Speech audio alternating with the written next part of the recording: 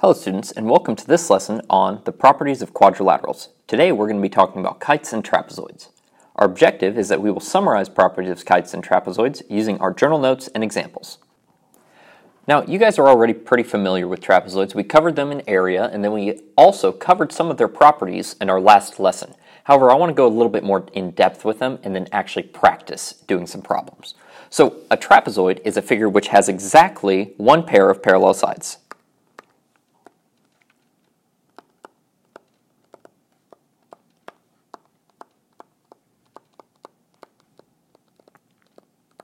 And we learned that there's a variety of different types of trapezoids. We might have an isosceles trapezoid, a non-isosceles. You might have one that has a right angle in here like this, or you might have one which doesn't have a right angle in it. It might look a little bit like this one right here. Well, maybe a little bit more like that. It's hard to draw something that's not isosceles and also not a right trapezoid. Anyway, you get the picture. Alright, so let's talk about some facts about trapezoids.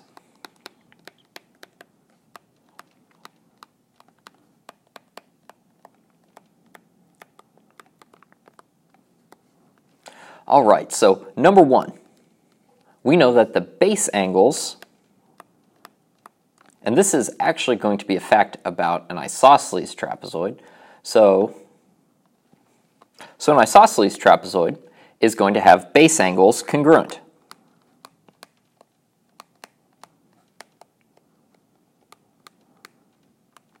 And that makes sense. We see that an isosceles trapezoid, right, you have these two congruent sides, then you have these parallel lines, and actually this is a consequence of our parallel lines theorems. So remember, if this was like a parallel line here, and this was a parallel line here, and you have these congruent segments, you'd see that they're kind of these mirror images of each other, and that's how you would get that fact. So you could say that that angle is congruent to this one, and then from there you can say that that angle and this angle must be supplementary, therefore this angle has to be congruent, and then you can say that this angle will be congruent to this initial angle. So that we'll call this 1, and then this is 1 alpha, and then this is 1 beta. And then we see that these are alternate interior angles, so you get 1 Charlie. And then those 4 angles will actually be congruent. And that's just a consequence of our parallel lines theorems. So we know that the base angles will be congruent. Something else that we know about isosceles trapezoids, specifically these ones that have these these congruent legs, is that their diagonals are going to be congruent.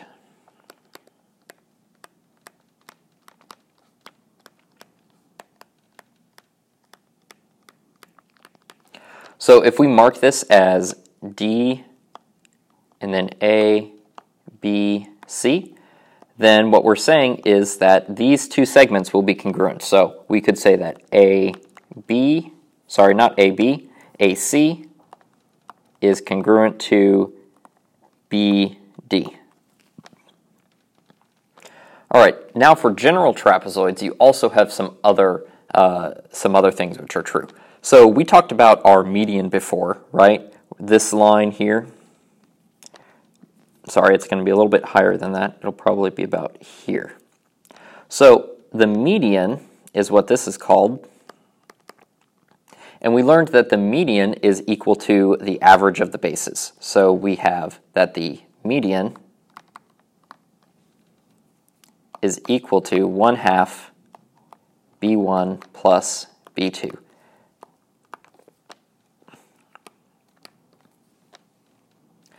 And then we also know that your leg angles are going to be supplementary.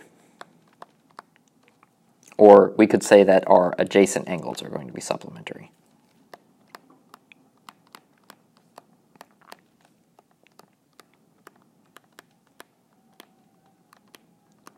And again, this is really more of a consequence of the fact that trapezoids are an extension of lines, and intersection of parallel lines across a transversal creates this fact, right? So if you have same side interior angles, such as these, then they're going to add up to 180 degrees. So that's just the consequence of a previous theorem that we've already learned. All right, we can also talk about kites. Now, a kite has two pairs of congruent consecutive sides. And we can actually say some things about kites because of that. So in kites, we know that the diagonals are perpendicular.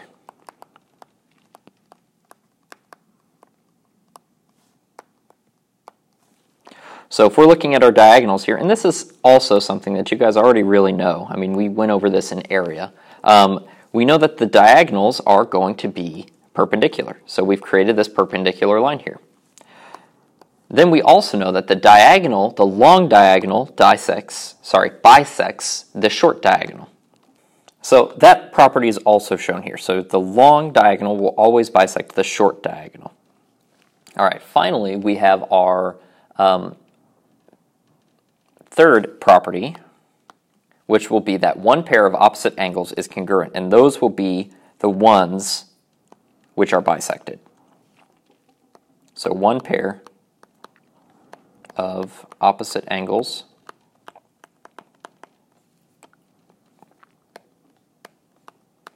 are congruent.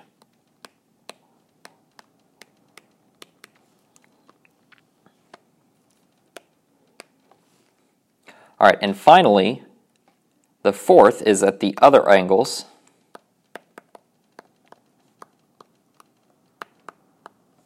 are bisected by the long diagonal. So what this will look like is we have our segment here, right, which obviously doesn't bisect the angles. But if we draw this segment, this diagonal, this angle here will be bisected, and then this angle here will be bisected. So we see that this diagonal is bisected, so the short diagonal is bisected, but the long diagonal bisects the angles. So over here we can see the long diagonal, and then we create this angle and this angle, which are the same as each other, and then this angle and this angle, which are the same as each other. All right, let's go ahead and look at some examples.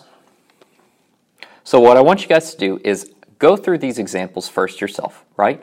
Work through them and then come and look at this video. So take a few moments and actually work through each of these examples on your own.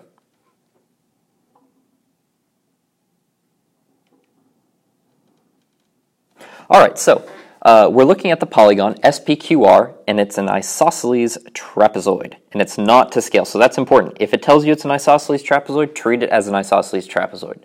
And we know that SR is congruent to PQ. So SR is congruent to PQ, even though that doesn't seem like it's true because of the scaling.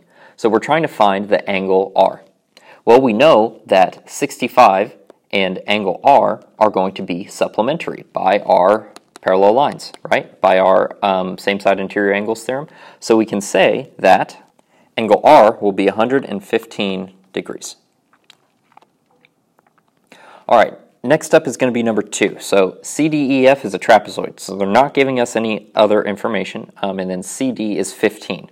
So it looks like down here they've marked a congruency here. So CD is going to be 15, and they want us to find angle F, they want us to find angle D, angle E, and the segment EF. So EF I'm going to find right away, because we see that this is 15 and it's congruent to EF, so EF is going to be 15.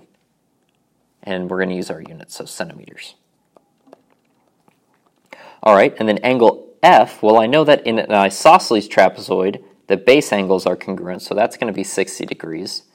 Angle E is going to be supplementary with angle F, so that's going to be 120 degrees, and then angle D is going to be supplementary to angle C, therefore that will also be 120 degrees. All right, now we're looking for X and Y. So we know that this is an isosceles trapezoid again.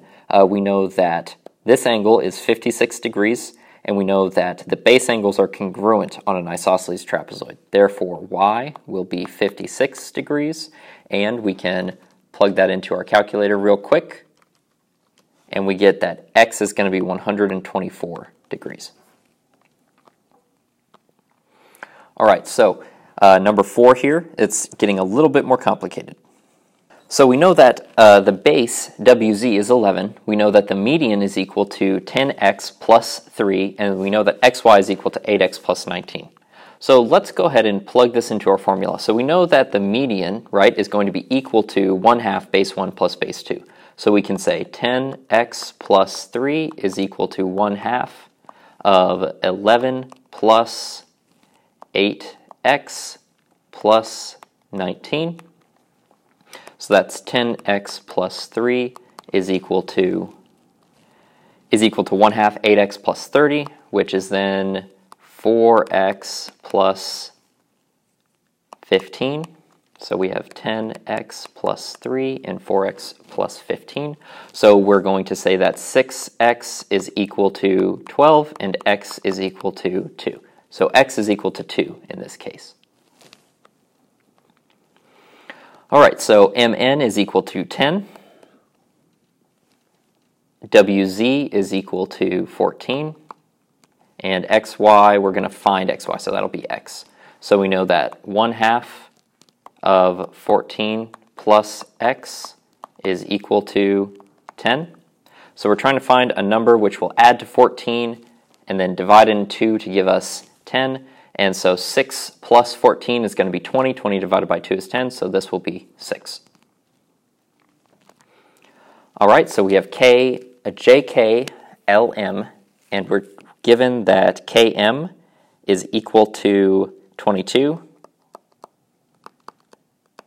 And we're trying to find JL. Well, we know that a property of our isosceles trapezoid is that the diagonals are also congruent, so we can say that JL is congruent to KM.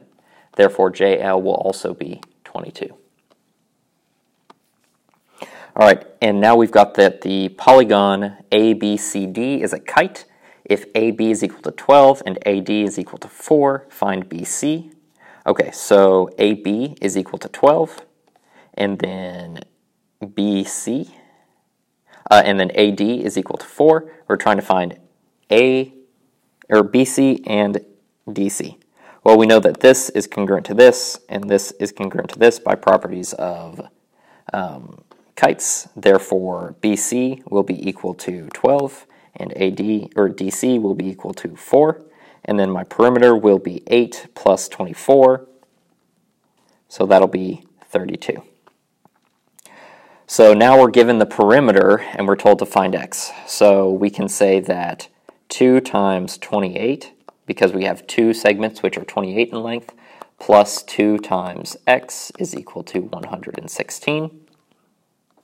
So 2 times 28 is going to be 56, and then we say 116 minus 56, so you have 2x is equal to 60, and then x is equal to 30.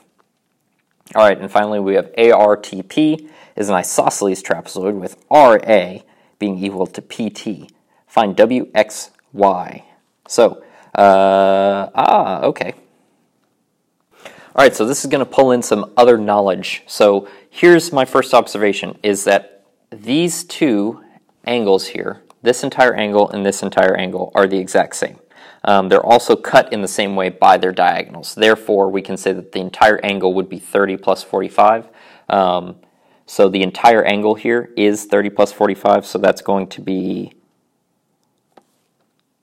75 degrees. And obviously that means that x is going to be 45 degrees and y is going to be 30 degrees.